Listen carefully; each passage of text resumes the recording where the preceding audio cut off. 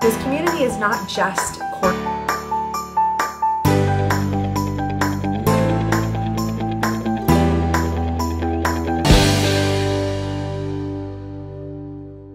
Excited to introduce today Megan Ray. Welcome.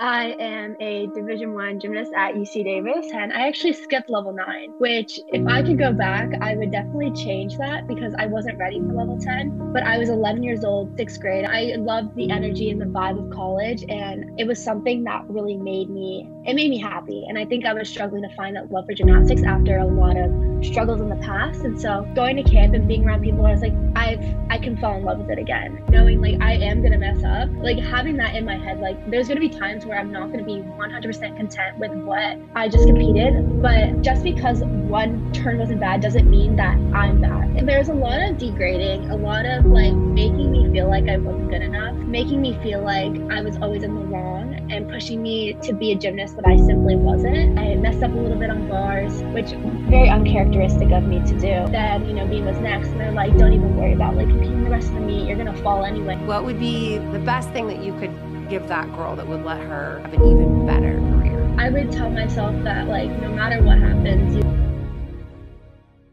Hi, everybody. Welcome to a special episode of the Perform Happy podcast. I have my guest today, a Division I third-year athlete at UC Davis, a gymnast who has just been really killing it across her college season. I'm really excited to introduce today Megan Ray. Welcome. Hi, I'm really excited to be here. I am a Division I gymnast at UC Davis, and I compete events of floor, vault, and beam. And I'm just really excited to be here, excited to share a little bit of my story. Amazing. So, of course, a lot of the kids that listen to the podcast are in that pre-college time of life where, maybe they've decided I really want to compete in college and this is what I want more than anything. So when did you know that this was your dream path? How old were you? So I started out as like, I feel like a lot of gymnasts wanting to go to the Olympics. Like that was a huge thing.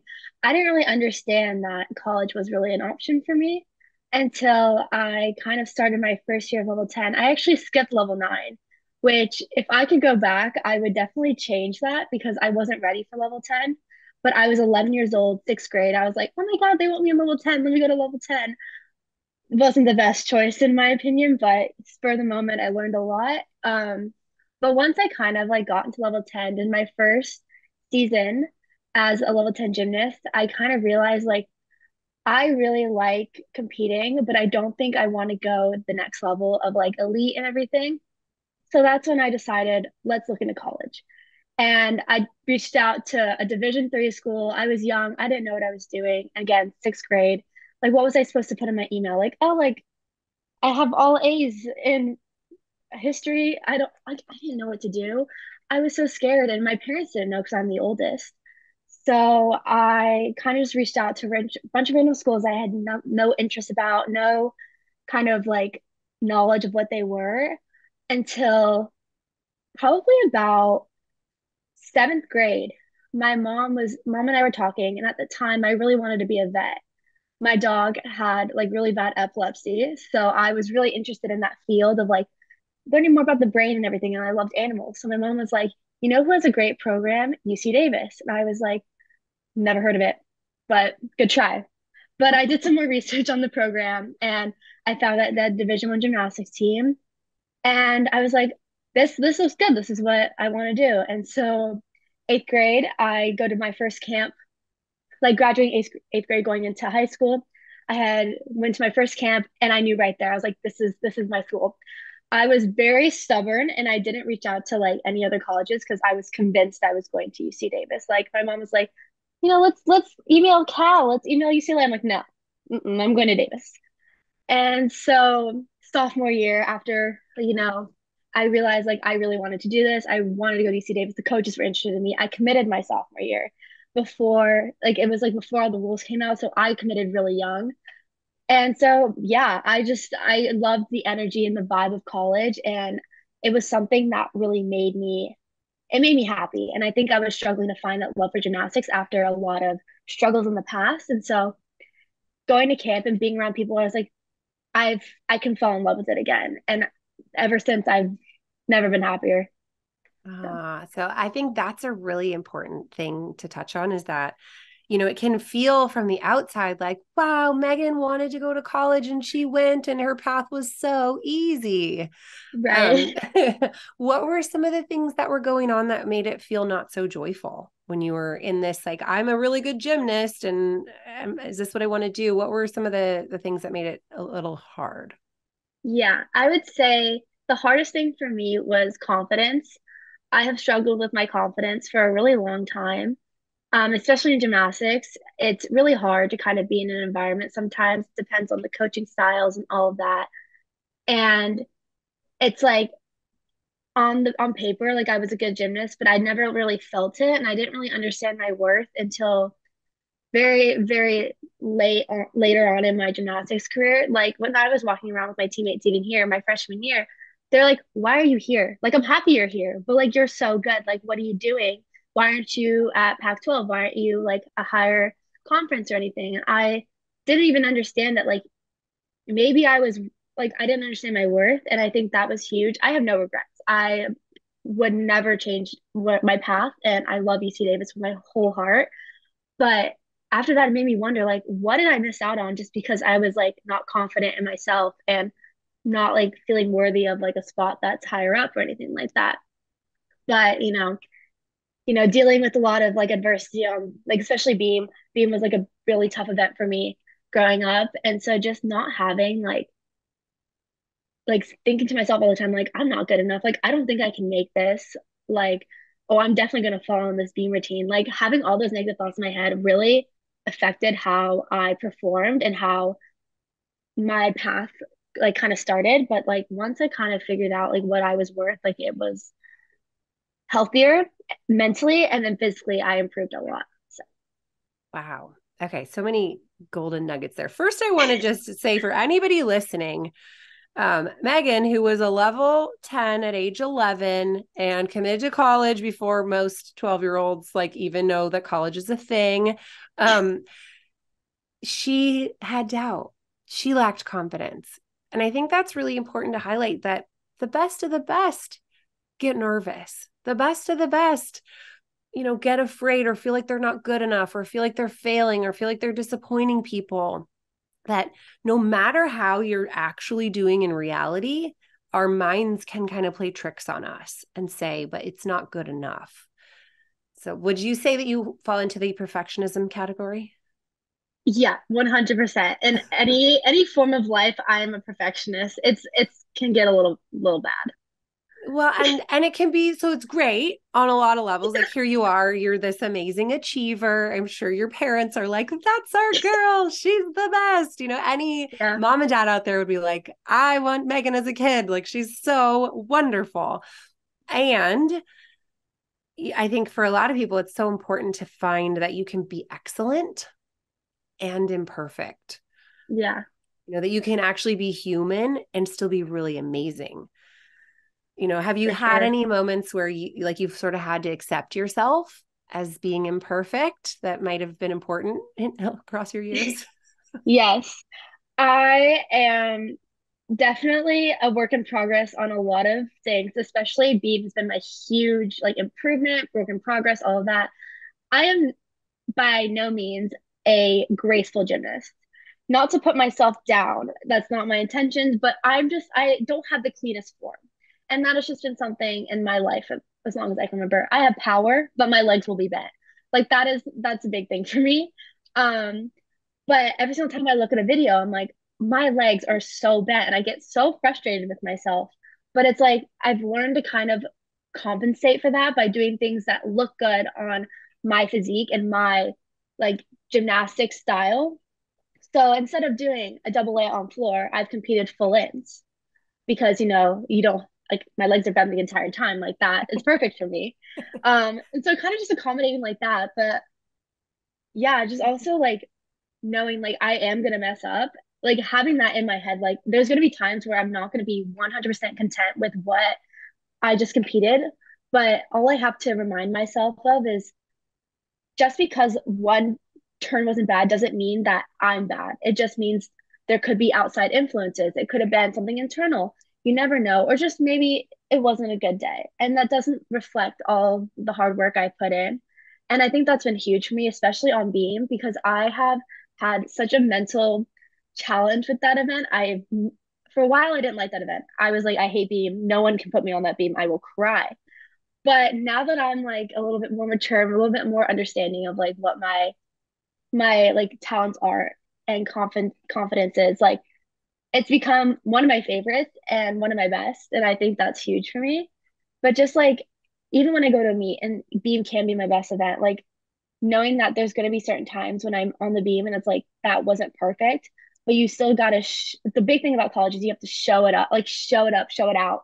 No matter if it was the best routine of your life, worst routine of your life, you are throwing your head back, you are saluting, you are celebrating, you are with your team. So it's like celebrating the little wins. Like, yeah, there's one time where I maybe fell on my Beam routine, my Beam series, but I stuck my Beam dismount, which was so hard for me at the time. And it's like I didn't even think I fell because I stuck my dismount and I moved on to the next event like nothing happened. And I think like although it's upsetting that I felt, like focusing on something that made me positive and happy to move me on to the next event and make sure that I was fully invested is that the next event is like really important. So So if you could take some of your wisdom now with all of your years of competing and give some tips to, level 7 you, what would be the best thing that you could give that girl that would let her, have an even better career? definitely breathe. I was not a very good breather. I just got in my head too much, but I would tell myself that like no matter what happens, you are still a person outside of this sport. I think when I was like a level 7, I was so invested on making gymnastics define me. And that was really hard because when my gymnastics wasn't on par with what I had like wanted for myself, I brought myself down a lot. And I think now that like, I'm older, it's like, oh, it's like I didn't do the best routine, but that's just that that happens. But I'm still a good person. I'm still here. I'm still worthy. And I think level 7 me would have loved to know that like people will value you for a person before an athlete. And I think that's really huge, especially in our world, because gymnastics is such a demanding and hard sport that sometimes you innately like have it define you, and sometimes you just have to take a step back and you're like, no, like this isn't right, like this, I'm a human, gymnastics is just my passion, and if it's not working out in the said moment, like that doesn't define the rest of my career, my rest of my life choices. It's just unfortunate in the time, but that only leaves room to improve. So it's just a little setback, but there's Yeah. no Oh my crazy. gosh. Just to imagine the happiness that could have coexisted with your performance if you knew you didn't have to be perfect or that you didn't have to be a Yeah, robot. for So sure. now I remember you mentioning that you had some challenging coaches in your life Yes. that maybe might have been part of the reason Beam was a no smiling zone. Yeah. Can you tell a little bit about kind of like what went wrong or some of the things that you, looking back now, maybe wouldn't tolerate if it was your kid out there? Yeah.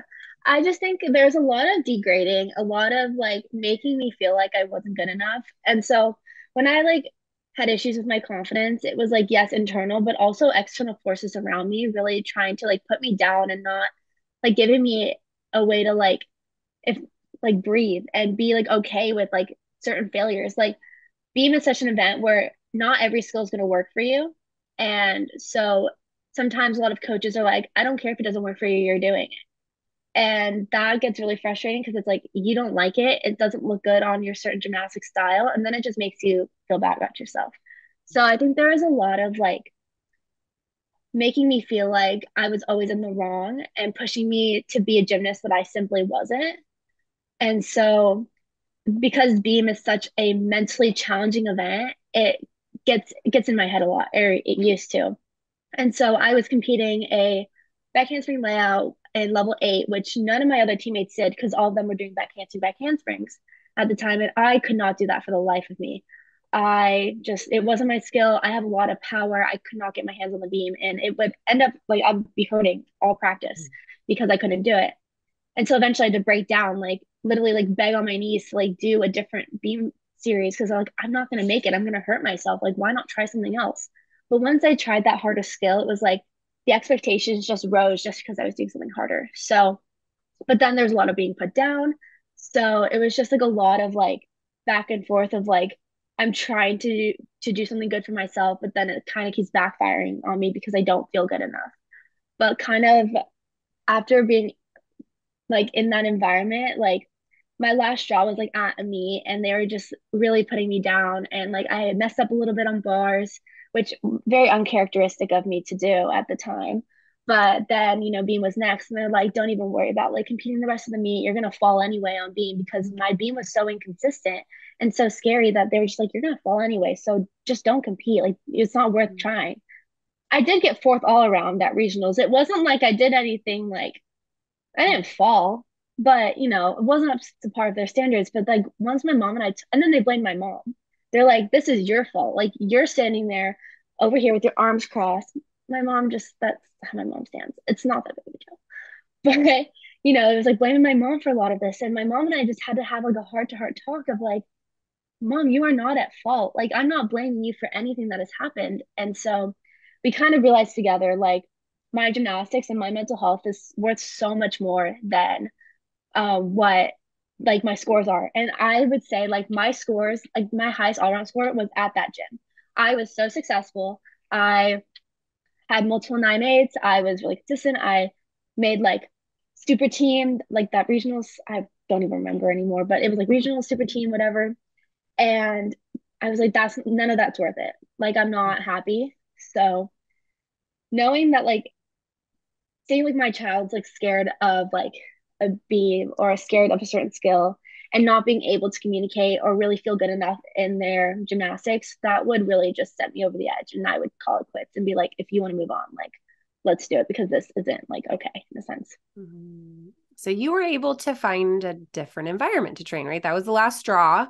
You Yeah. were like, yes, scores are fine, but mental health is more important. So what happened next?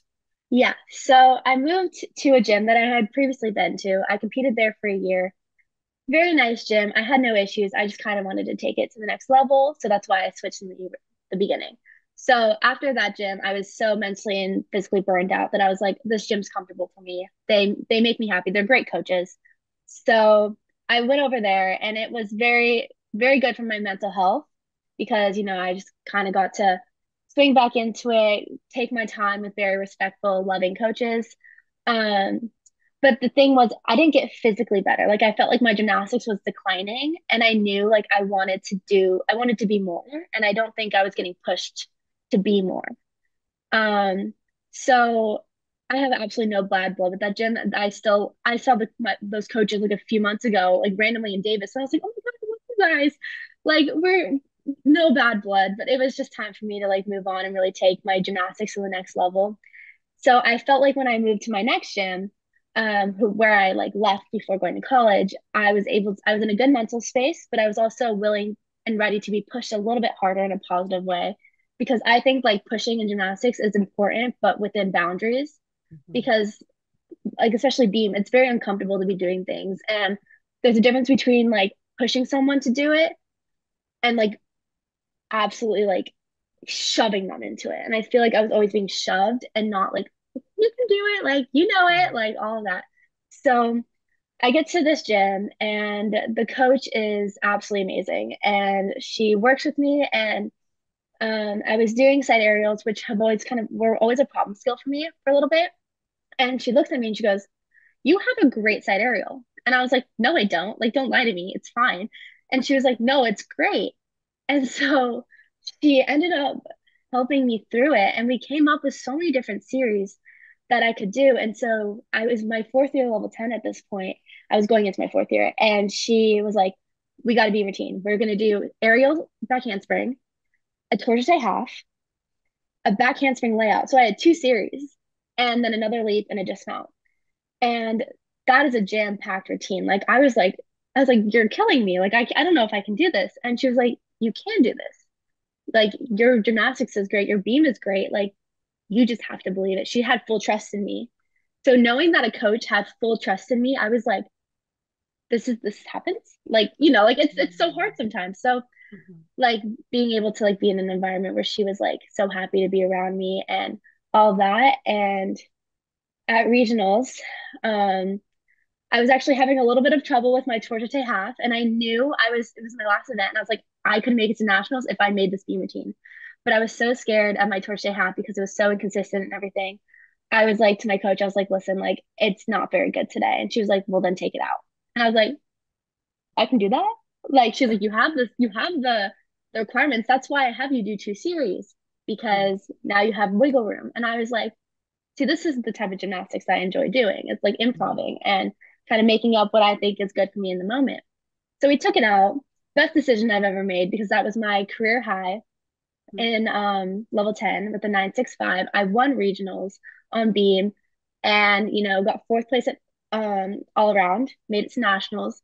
And we took it out the Thursday half again because I was like, I did so well without it. Why put it back in? Like it was so much better.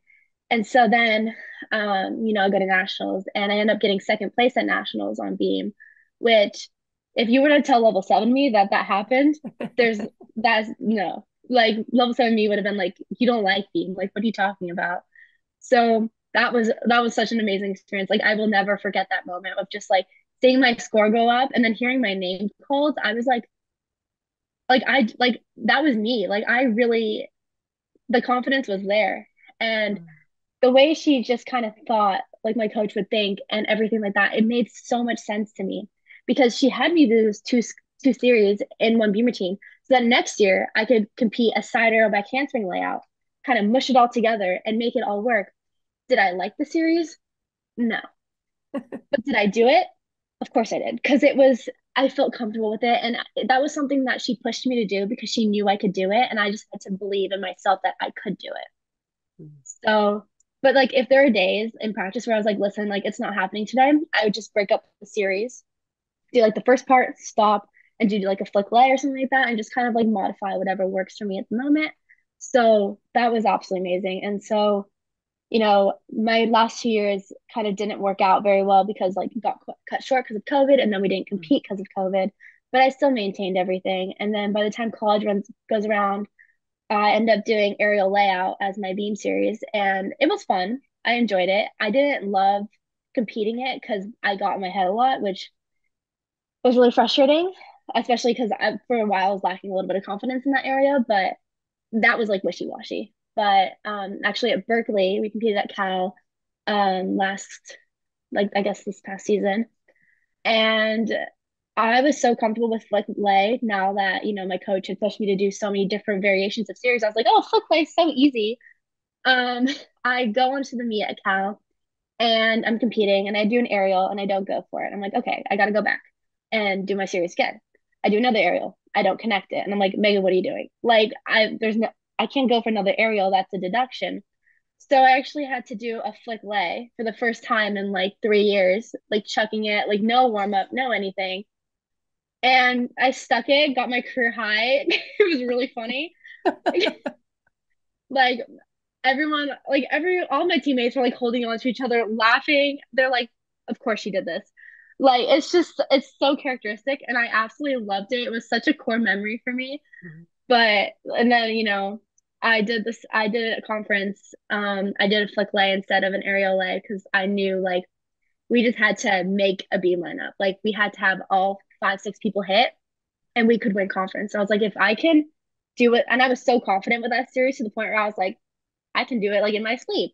So I was like, let me do it. And I did. And yeah, I made the beam routine. It was great. I matched my season high, which I struggled a little bit on being this year. So like season high wasn't as much as I wanted it to be, but I can't blame myself for that. It just scores are not in my control. So I just kind of was happy that I made the beam routine. We won conference and that was another core memory for me. And so now that's my series. And so like I love just being able to modify and change things up in my head. It can either be planned out or just for the moment. And I learned that all from the coach that I recently had at my club gym. So although I dealt with a lot of like negativity on Beam in the past, like I'm just so grateful for what that coach did for me because I wouldn't be the gymnast I am today without her. So That's a little beam story. Yeah. I mean, I think it's so important to just acknowledge the power of a great coach. I mean, Right. I think even as someone who didn't go as far in gymnastics, I can look at the great teachers I had in my life and how Yeah. they propelled me in certain directions just because they loved what they did. They love teaching, they love kids, they're passionate, and they're flexible. They look at you as a human who has Yeah. whose confidence and worth are important, more important than winning and scores. But then guess what happens when you put the human first? You win and you get good scores. It's this really cool Crazy side concept. effect. It's like, Yeah. what a concept that is, you know? Yeah. And it's like, I think it sort of feels for the old school gymnastics world like it's a big risk to start collaborating with gymnasts. Like they're just going to run this, they're going to take over and it's all going to go to heck. Yeah. I mean, but my challenge is, okay, old school coach, what if you just try it? You know, because I see coaches out there doing good work with happy athletes, with flexible environments, with nurturing, but like you said, they also are giving you that loving, I trust you push out of your comfort zone, Yeah. which you need in order to be your You best. really do. Yeah, I for mean, sure. humans don't want to catapult ourselves out of our comfort zones. We need a loving hand to be like, and go. Yeah, for But sure. it's not that or else. Yeah, exactly. Go because I It's just, believe in you and I know you can do it. So I think for any kids out there who have a coach that seems like the first one, my takeaway from your story, Megan, is you can do better. you can do so much better. Like, Mhm. one coach is not good. It can make or break your gymnastics career, and you need to kind of assess, like, do you love the sport, or like, do you love it or you hate it? Do you love it because you have great coaches? Awesome. If you hate it because you don't like your coaches, assess that. Find a coach that values you and wants to put you human first. And once you do that, if your love for gymnastics comes back again, then that speaks volumes. So, Absolutely. Oh, amazing. Okay. So you mentioned you got a little, like, a little mental on beam. Do you have any tricks or tips that you can share? Because I was also a fellow beam hater for many of my gymnastics years. What are your favorite go-tos when you just need a little confidence boost or you need a little like commit moment? yeah. So I guess this is more of like what I've learned in college is I love to dance it out. There's always music playing. There's always like good vibes in college gymnastics. So I'm like dancing with friends. I'm in my own little zone. And it's just like kind of fun, get the groove.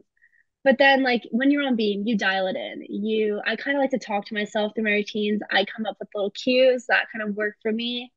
Or we have like beam songs that we can play. Like we have a certain song that goes when we go on the beam, and just kind of like making sure that song just makes me feel so happy and confident, and kind of just like soaking in all the music and all the like good energy I get from it.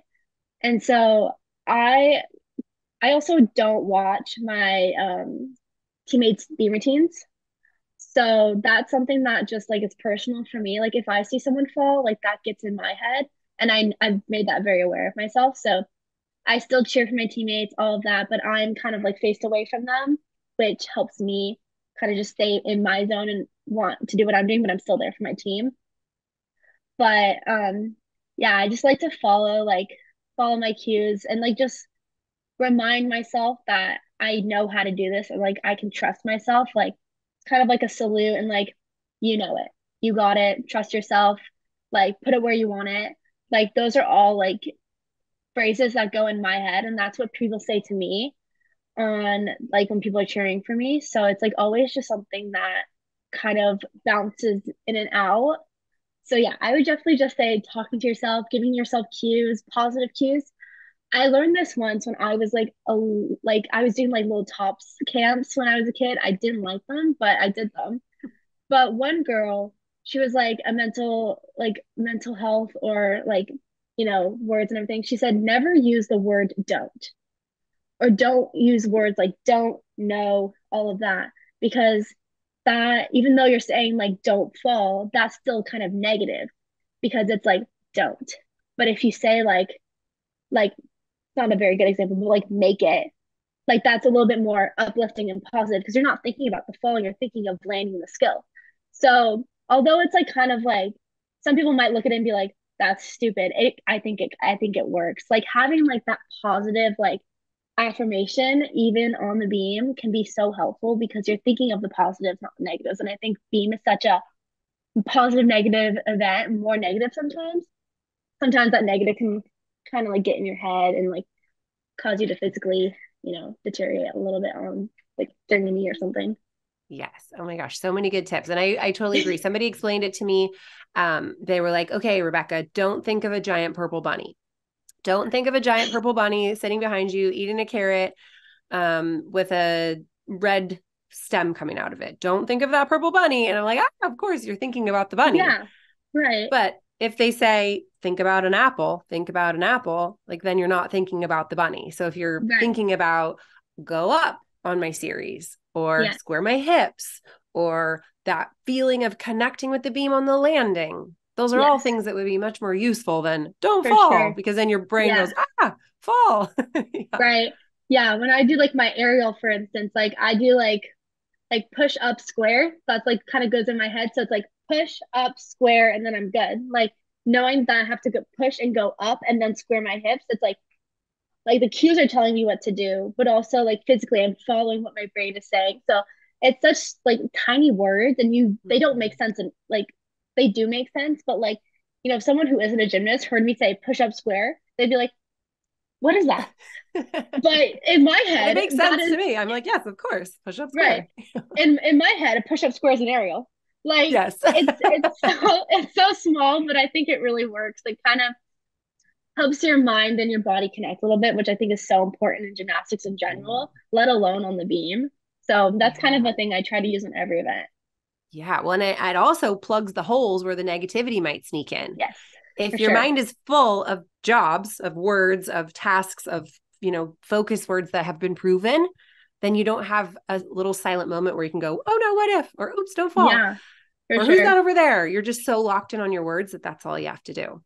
Right, Okay. So for one sure. more thing I would love to ask about, Yes. in Perform Happy in my membership community, we talk about the 3 layers of mental toughness. Awareness is first. You have to kind of know what works and what doesn't. Then you figure out your techniques to build confidence. And then at the tip top is self-trust. Yes. And that's like, you don't have to get up and do the jump up and down 3 times and, like say a bunch of, it's like your words are sort of in the background. All your cues are there and you just trust yourself. So I would love to know, like, what's your process? What has been your process of, arriving at this moment in college gymnastics with the level of trust that you have? How did you gain that trust in yourself? I gained that trust in myself, first of all, by really taking in like what people have said to me, or just like knowing if people have trust in me, then there's no reason why I shouldn't have trust in myself. But at the same time, just because someone else says something or doesn't trust me doesn't mean I shouldn't trust me. I think that's been huge for me. This is still something I'm learning to this day. I love to compare myself to others, which isn't a good thing for me, but I am aware of that. And you're Um, human, yes, that's what humans exactly. do. Yes. But if someone is like saying to me like your gymnastics is ugly or something like that, that's not relevant. But if I think my gymnastics is beautiful, why should that person's opinion matter? Because the only person that matters in my life is me.